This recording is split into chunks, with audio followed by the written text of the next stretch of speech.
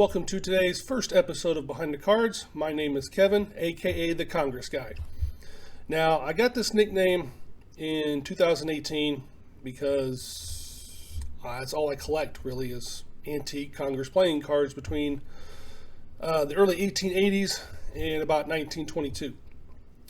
All wide or poker sized, and they're all pictorial backs. They also have club series, which usually have some kind of pattern or design. And of course the lacquer backs. Those are the solid color borderless backs with gold ink usually.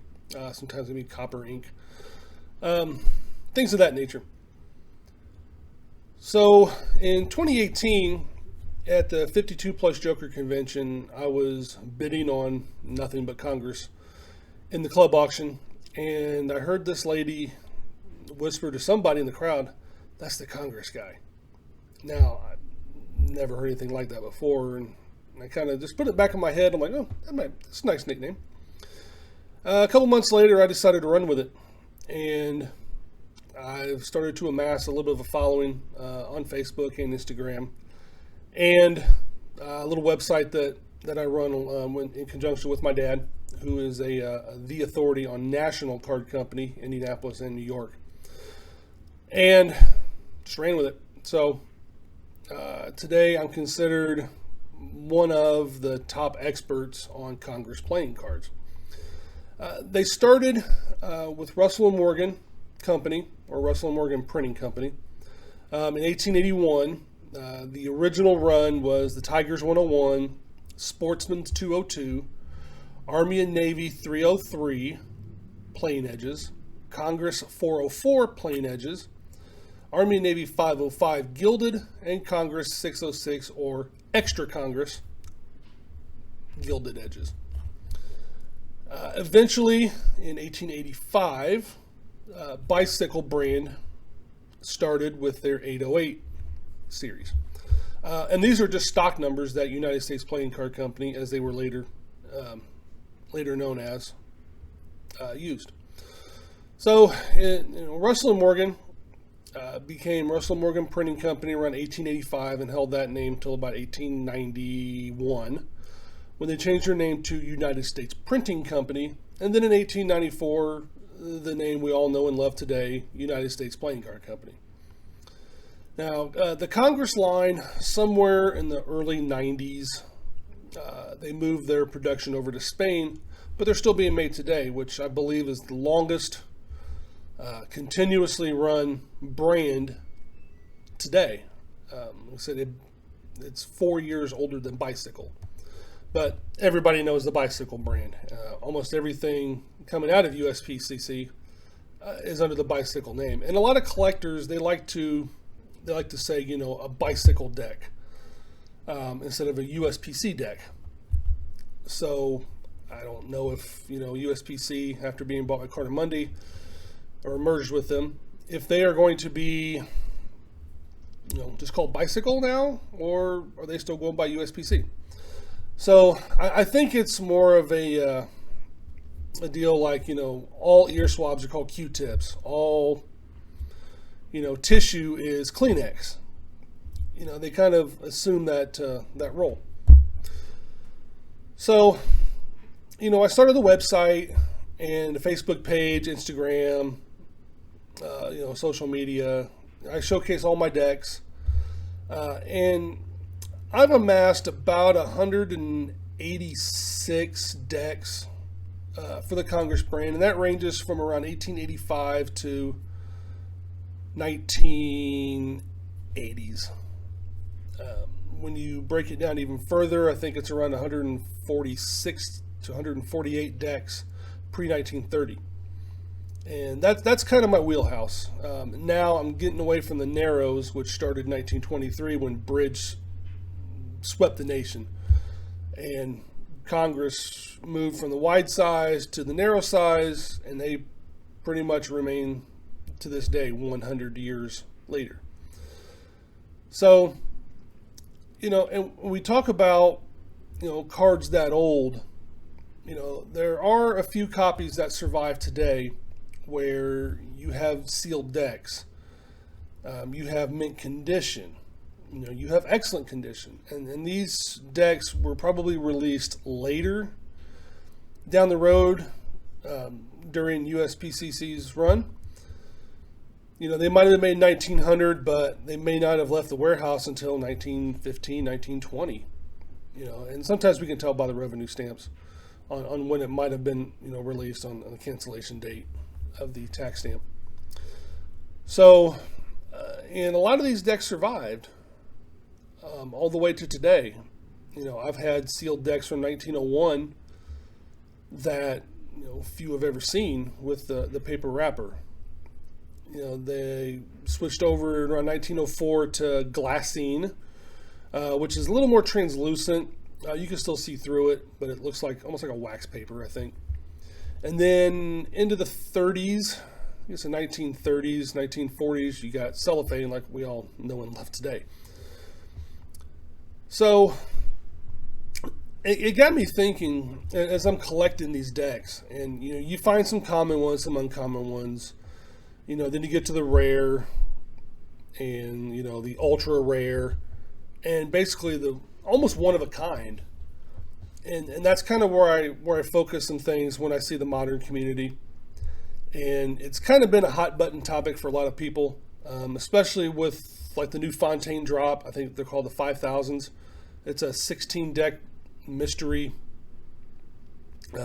pack or something like that, where you buy a bunch of decks and they come in these, sealed up in these little mystery packs.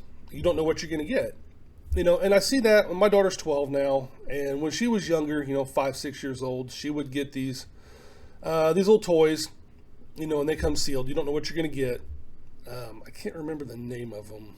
I don't think it was LOL Surprise or 5 Surprise or one of these toys you get. And she's like, "Oh, look, this one's rare. This one's ultra rare."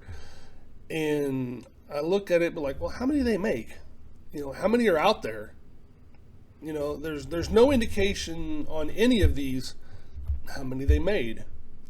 So it got me thinking, more toward the playing card collecting side of it these days, where now you have some creators that are labeling their decks rare, ultra rare, uncommon, common. They're secondary market buzzwords, for lack of a better term. It's something that creators should not do. And a very wise magician and playing card collector, and some say icon, he told me that no modern deck is rare unless it's a prototype. You have artist proofs being released nowadays. They're making 50 to 100 of them. I mean, if you're making a proof, 4 or 5 should suffice. Now this is my opinion, of course, and you can take it with a grain of salt. So, it's almost like an artificial rarity on the market today. People are being just inundated, oversaturated with all of these decks coming out. I mean, there's probably, 30 decks a week that seem to be dropping on Kickstarter. And, they use the terms limited edition, never to be reprinted, one-time run, whatever marketing term you want to put at it, which is their right. They want to sell their decks. They want to create that buzz. They want to make as much money as possible. It's a business. I totally get that. Totally get that. But the problem that I have is, and I guess I could say it's a problem, is that where do we draw that line to what is rare and what's just uncommon or common? And I think it's Webster's or Merriam-Webster's says that, the term rare is of a thing. It's something that's not found in large numbers and is of inherent value, basically is what it says. But what's that large number? Or small number? Is it 5,000? 2,500? Is it 1,000, 500, 250, 100, 50, nobody knows. It could be an arbitrary number, or it could be, who knows? Who knows what it is? When I think rare modern decks, I look at Lautrec, his blue. There's 50 made, obviously rare. Venexiana, I think they made 212. That's pretty rare. But you also have to look at, in my opinion, how many people are actively seeking out these decks.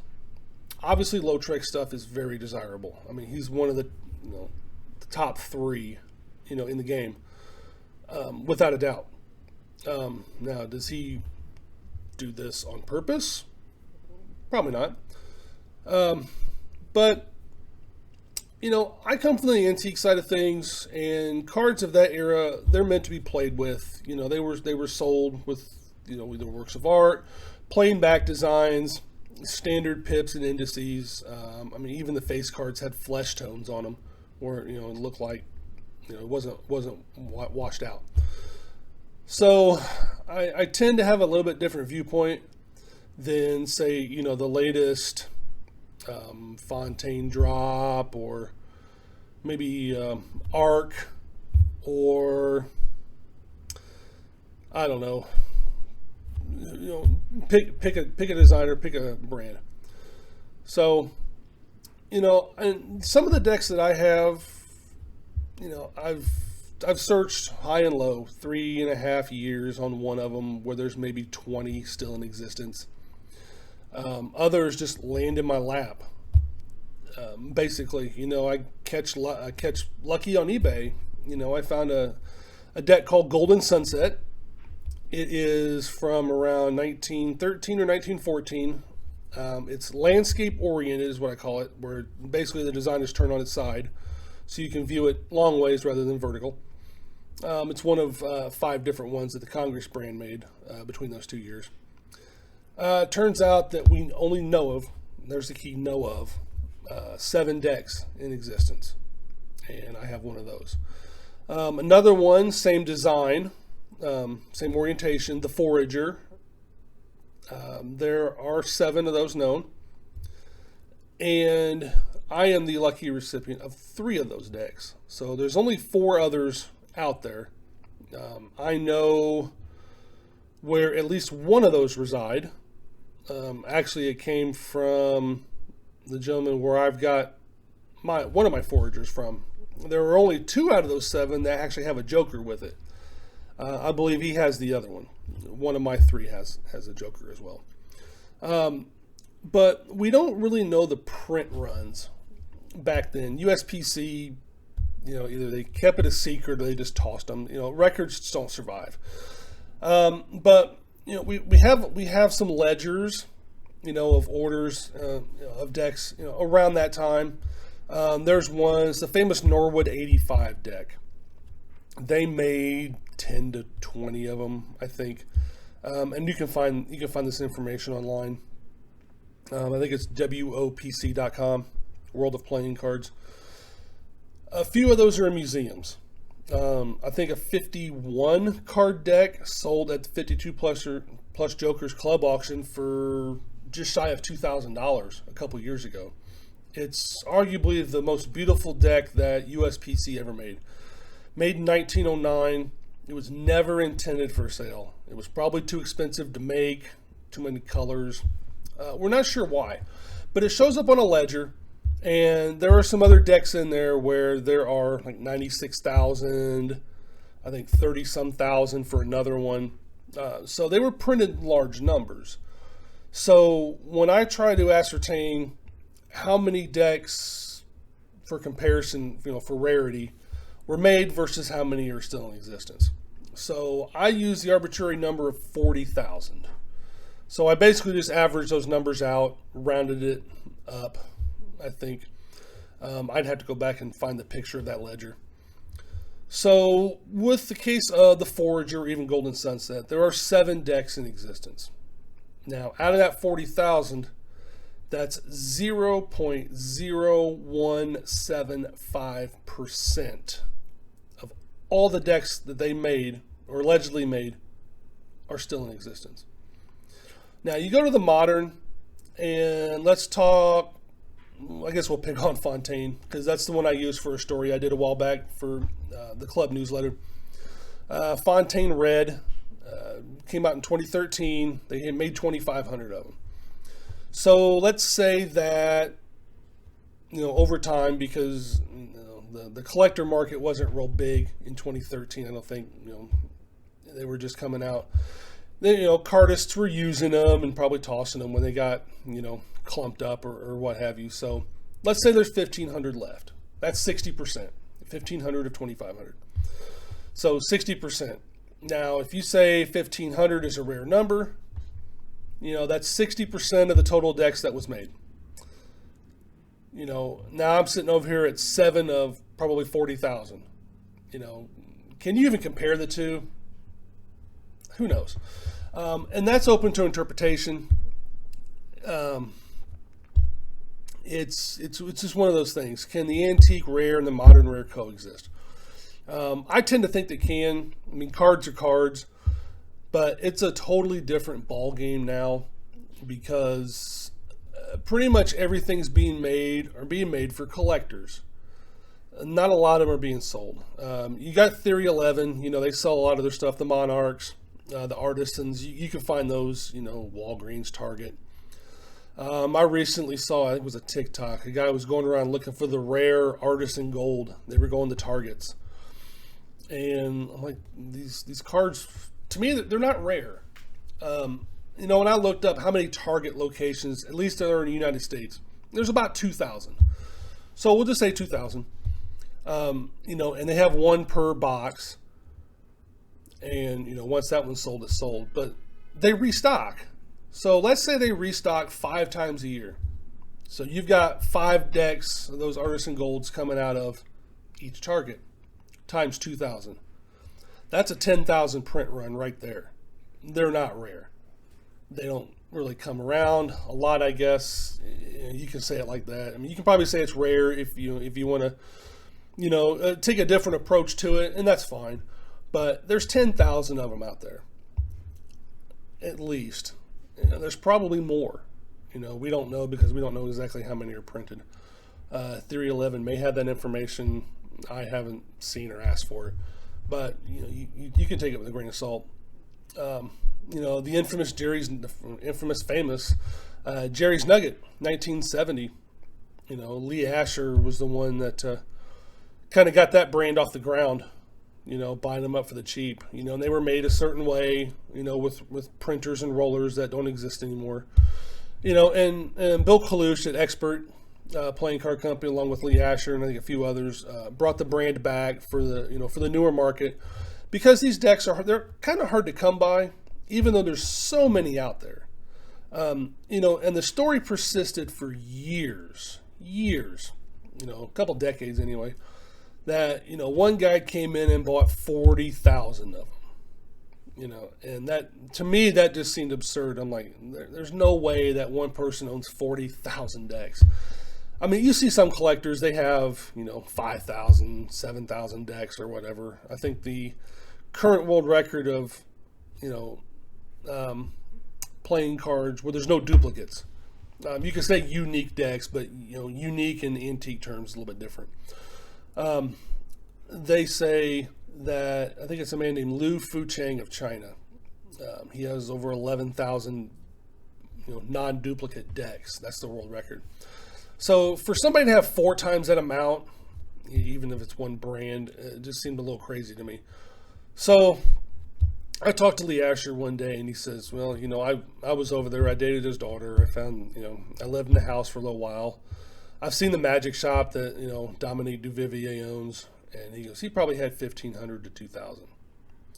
So I updated Wikipedia, and then the board game geek writer Ender's Game, he publishes a lot of stuff in playingcarddex.com.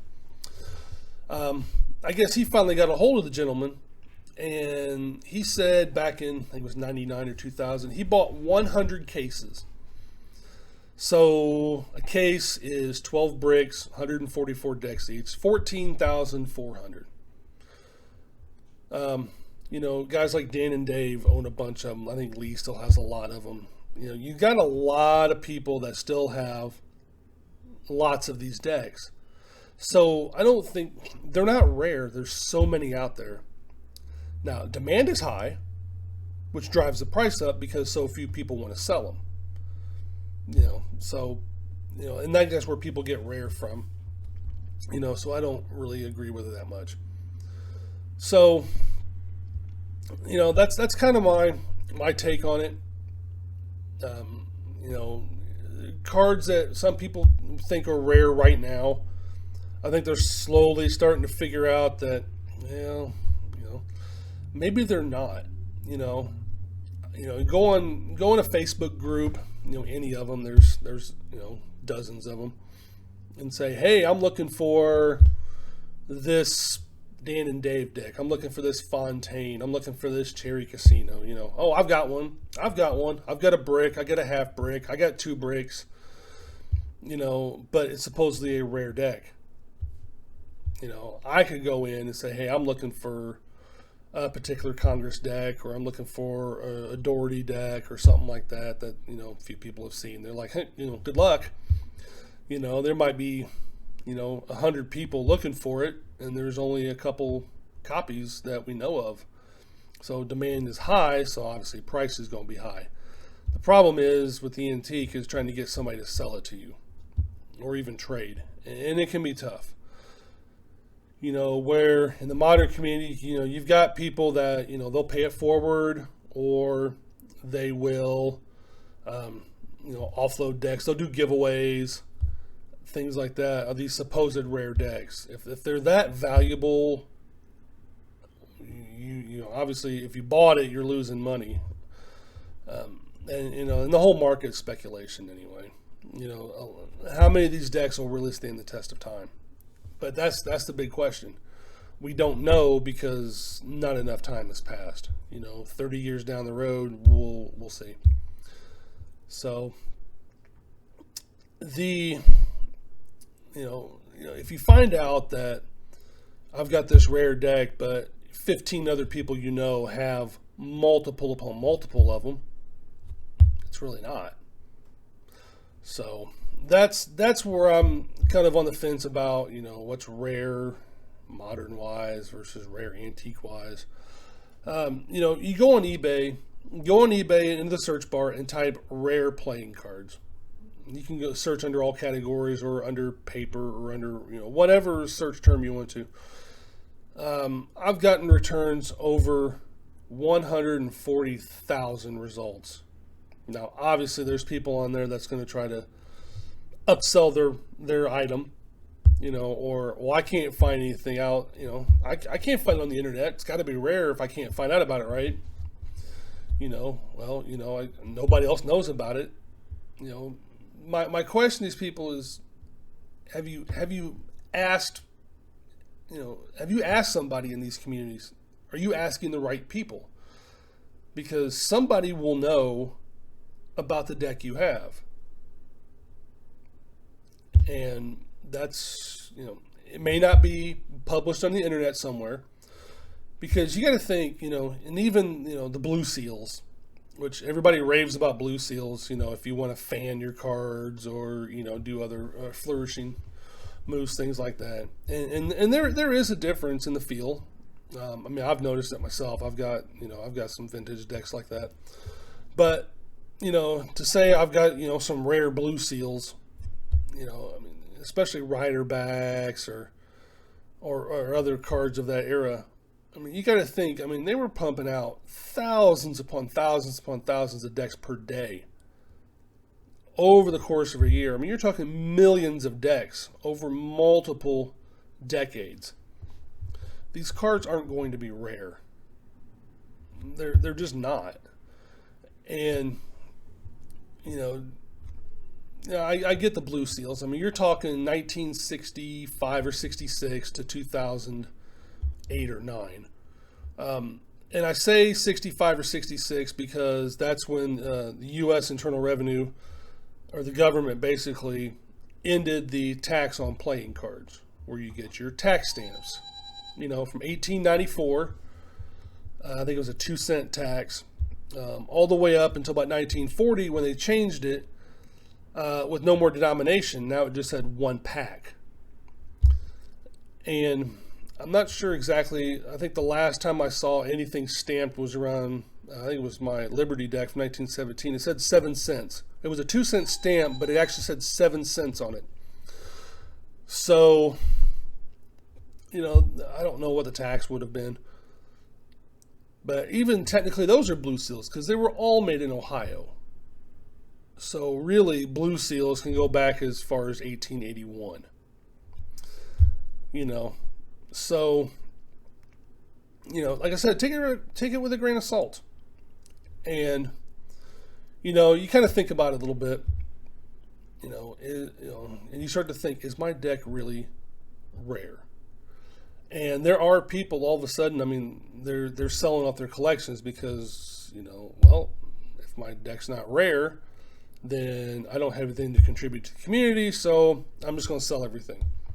Or you get new collectors coming in, buying up everything, realize, oh, I didn't pay my bills, now I got to sell everything. So, you have different classifications of collectors, I guess. You got your antique, you got your modern, you got your cardists and magicians, you got your hybrid, where they collect a little bit of everything. And there are so many more modern collectors than there are antique. And collectors these days, because you've got, the computer generated artwork, amazing artistry, non-standard pips and indices, quartz. I mean, everything is just so custom that the older decks just look plain.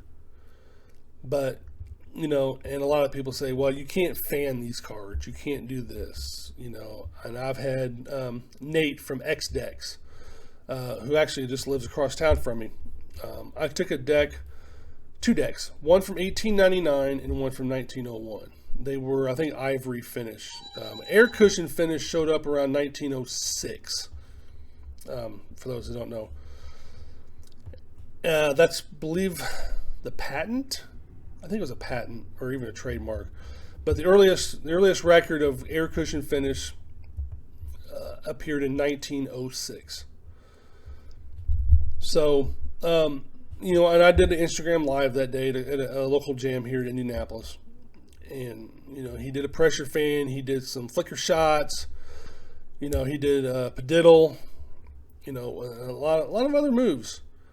And, I mean, there were some people there. I mean, they're kids. I mean, I'm in my late 40s, so I mean, anybody under 30, under 25 is a kid to me, I guess. And they're like, I didn't know they made cards that long ago. I mean, some people collect to collect or to do cardistry, but nobody really knows the history. And that's what I want to try to bring to you guys. In future episodes, we'll dig into the history a little bit of some of these big brands, the names behind them, and eventually we'll get some guests on once I learn how to do that. I'm still very new at this, so bear with me. Even my backlight over here is hopefully not washing myself out. So, gilded cards are all the rage now. But what few don't realize is, gilding by definition, is basically it's gold. It's not silver, it's not red, it's not blue, it's not holographic, it's not speckled, it's not purple. But it was applied with gold leaf through a. It was done by hand prior to 1883, when Charles A. Wright patented the first machine to apply gold edges to playing cards. And I think that's when the Congress brand moved over to 606 and actually started gilding their decks, and Army and Navy too. I could be wrong. I don't, really don't know. I'm just basing that on the patent. They could have been using it in 1881. They just, weren't able to patent it yet because maybe they're the only ones doing it. So yeah, gilding goes back a long, long way. The first time it shows up on a deck in America is 1857. The first record of painting gilding onto cards actually goes all the way back to Charles V, King of France. He paid 56 Parisian sol, that's SOL, for 3 gilded hand-painted decks in the year 1393. So you are looking at 630. So gilding turned 630 years old this year. So, and some people that just blows their mind. Nobody really sees all these old cards up close. I mean, yeah, I post pictures. Joe Pearson, aka Pip Nosher, on Instagram. I think he has some gilded decks. Jason McKinstry, who wrote World of Paper Empires. He's showcased some gilded decks. And there's a few other antique collectors out there. So you see them there, but when you actually come to a 52 plus Joker convention, which this October 11th through the 14th, it's in Strongsville, Ohio. Basically, it's a suburb of Cleveland. It's the same place where we had it in 2018. So you come to one of these conventions and you can see decks that you've read about, heard about, or this may be the only time you ever see it. I'll use myself, my Forager decks. You can see all 3 of the 7 that are known. My Golden Sunset, you can see one of the 7 that we know about. You can see my Grand Canyon deck, which most people had never even seen, which is a funny story. I actually got an email through my Congress website from a man who had it in the family for 111 years, and he wanted to know about it. I told him about it, and we got in a conversation about if he ever wanted to sell it, I would like to buy it. And in no time, a couple days transpired, and I bought it, and the deck was on its way to me. That's beat up. It's got corner issues on, I think, 4 or 5 cards. The Joker's missing. The box is it's in rough-ish shape. But we can't really be picky, especially when there's only 2 known decks in existence. And the first one didn't even rear its head until around 2017, when a friend of mine and the owner of the only other one that we know of, which that one's a full deck with Joker and I think even an ad card, complete. It reared its ugly head somewhere. I'll try not to give way too many details. I know the story, but I'm not going to say anything because I promise I wouldn't. But what I can share is that he owns this deck now, and I would love for him to come to the convention with it, and we can stand side by side with it and say, hey, here's the only 2 decks. They've been rejoined. I don't think it's going to happen. It's kind of a pipe dream, I guess, but I think it would be neat, because even before that, some of the biggest names in antique playing card collecting had never even seen one of these decks. And I know I'm kind of all over the place here. A lot of this I'm just off the top of my head. I really haven't prepared a script. I'm terrible at preparation and stuff. So, but you have Tom and Judy Dawson. Tom passed away several years ago.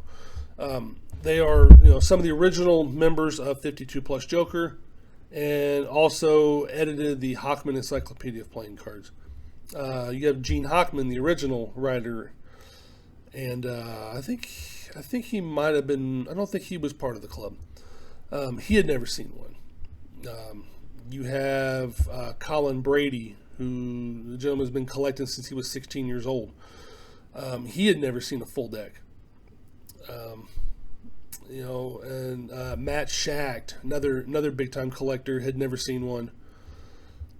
And let's see who else. Phil Bolhagen, longtime collector, one of the original 52 Plus members. His mother started collecting in 1939. I mean, even back then, that deck was 28 years old and nobody had ever seen one. I mean, we've seen some singles here and there. So we knew the deck existed at one point, but nobody had ever seen a complete deck. I'm pretty sure I'm leaving some other people out. Toby Edwards, I think he had never seen one or owned one.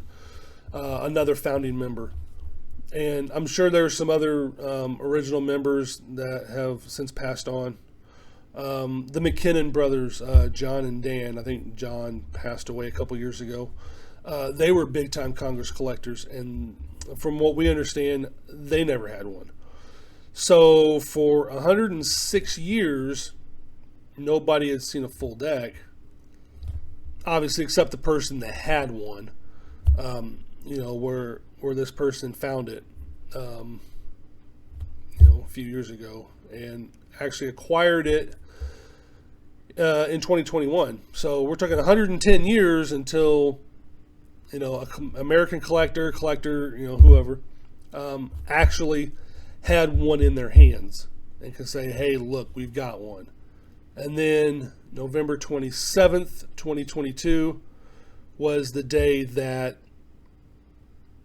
basically the article that I wrote about it was called Finding a Needle in the Grand Canyon.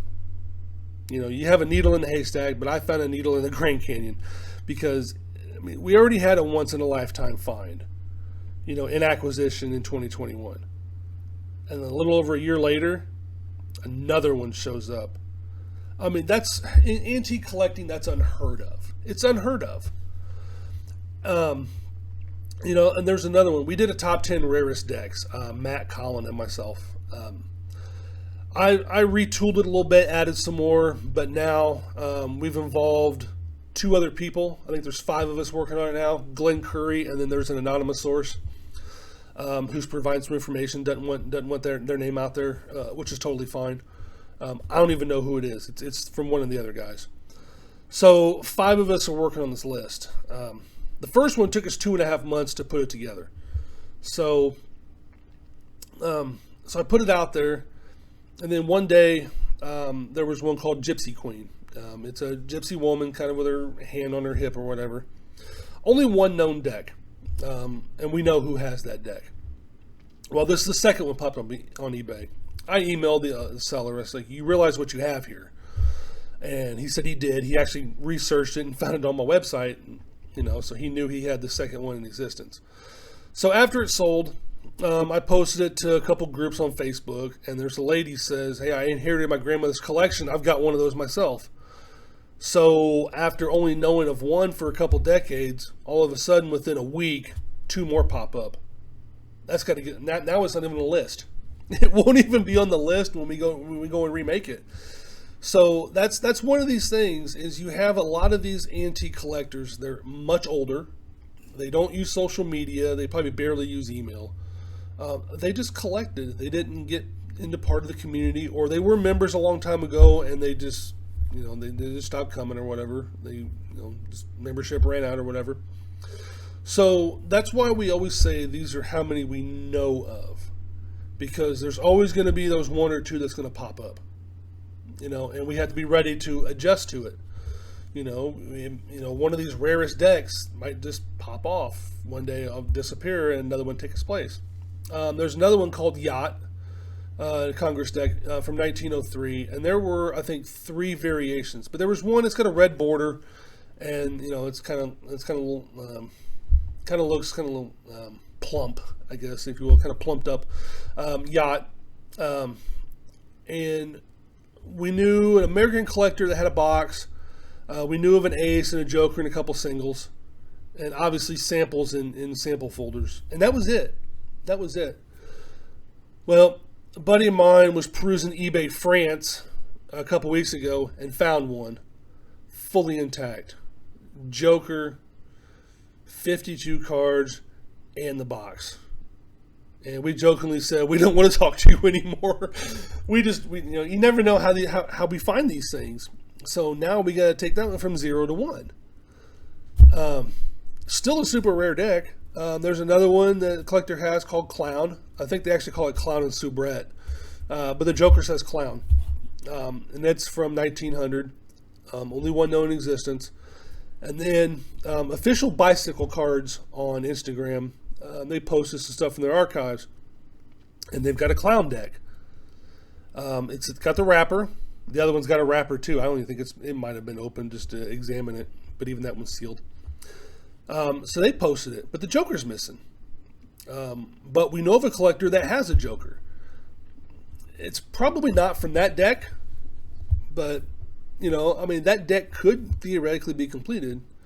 I mean, obviously, if USPC wants to relinquish that deck from their archives to the owner, or vice versa. They actually had it at their card con in California several months ago. So now we have to update that with 2 because we know there's a second deck. Even though it's held by United States Playing Card Company, we still have to include it because it does exist. So, and that's part of the fun for me of antique collecting. It's fun. You get to research history behind these decks. You talk with other people that have been in the game for so long, but at the same time, it's so frustrating. It is just so frustrating. You see one pop up and you lose out on it. It could go for a little bit of money to a lot. You got to be willing to spend the money. And that's the same with modern cards, but they have the hype behind it. It might sell for $500 now, but will it be $500 in the future?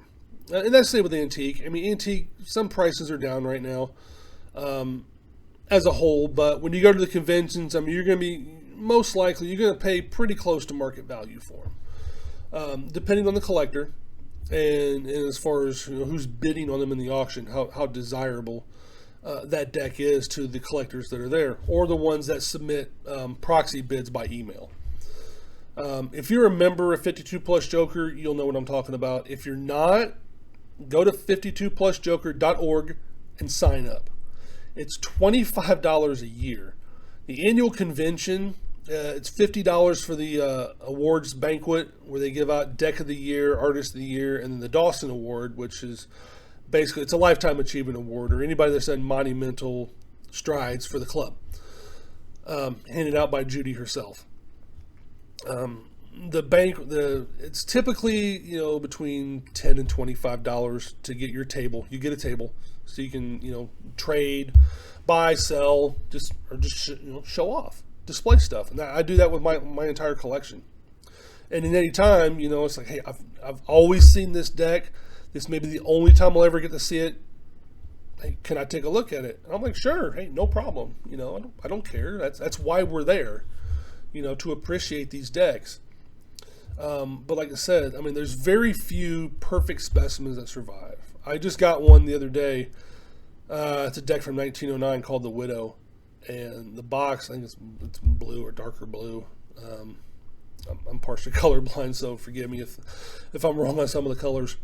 But this box is probably about as perfect of a box as you're going to get. I'm sure there's better ones. But, I mean, this box looks like, you could put it on a shelf in a store right now, and people would probably think it was new. And it's 114 years old. And it looks brand new. Still has glassine wrapping around it. It's been removed, so you can call it mint, or even, you probably wouldn't call it mint sealed. I'd say it's somewhere in the middle. Very beautiful deck. I was happy to acquire it through trade with a friend of mine. So, basically, and I'll go kind of back around again. Can the two worlds coexist? Can the modern rare and the antique rare even be considered one and the same? I don't think they can. But cards are cards, whether they were made by the tens of thousands or by the tens or by the hundreds. A lot of them, they're just limited print runs because they crowdfund. Limited edition, but everything is limited. Everything has a limit, except for the rider backs. They just print those like nothing. There's probably 100 million or more of those decks, printed over, decades.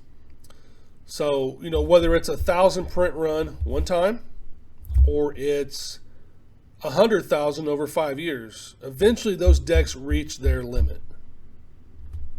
So, yeah, I thank you guys. I know it's been a while since I announced this channel, and I hope I'll kind of fine tune a lot of these episodes. So I appreciate you sticking it out with me as I kind of ramble from one to another, kind of bounce around between topics. Hopefully I tied it in well enough for you guys, and make sure that you you subscribe to the channel, and make sure you subscribe and click the notification button for all, so that you'll catch future episodes. Like I said, eventually I'll have guests on, which I plan on having some of the top names in antique card collecting, and even some modern guys. I mean, there were some modern collectors / designers at the convention this past year that one of them bought one of my Congress decks.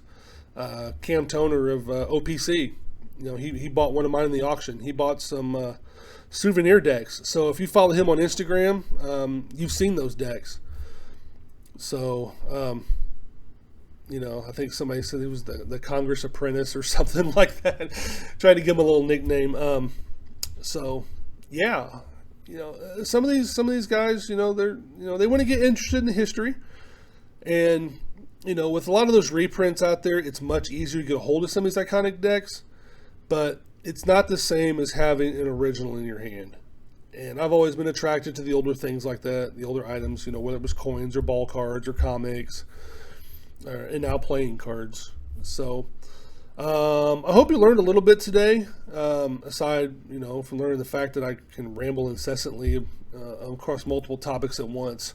So thanks for watching, and we will do it again soon. Thanks.